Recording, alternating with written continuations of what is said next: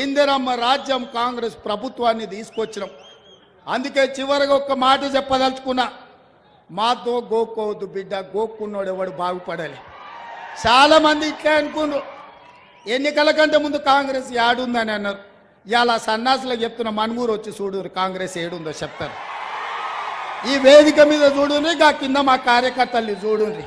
మా కార్యకర్తల సప్పులకు మీ గుండెలు వగిలి సావాలి బిడ్డ. అందుకే మిత్రులారా, మా పాయ వెంకటేశ్వర్లు గోదావరి కరకట్ట నిర్మాణాల గురించి చెప్పిండు. మా పాయ వెంకటేశ్వర్లు గోదావరి వరద ముంపు గ్రామాల కుటుంబాలకు ఇండ్ల పట్టాలు ఇవ్వాలి, ఇండ్లు ఇవ్వాలని చెప్పిండు.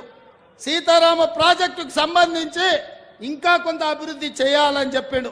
అదేవిధంగా పులుసుబంత ప్రాజెక్టు నిర్మాణం చేపట్టాలని చెప్పిండు. పోడు భూముల పట్టాలు ఇవ్వాలని చెప్పిండు. ఇంకా చాలా విషయాలు మా మిత్రుడు పాయం వెంకటేశ్వర్లు తీసుకొచ్చిండు.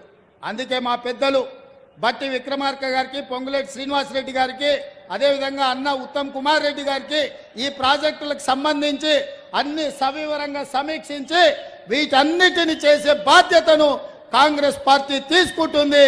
కాంగ్రెస్ పార్టీ ఇదంతా చెయ్యాలి అంటే మీరందరూ కాంగ్రెస్ పార్టీకి అండగా నిలబడాలి. మీరు ఇచ్చే బలం 1000 ఏనుగుల బలం.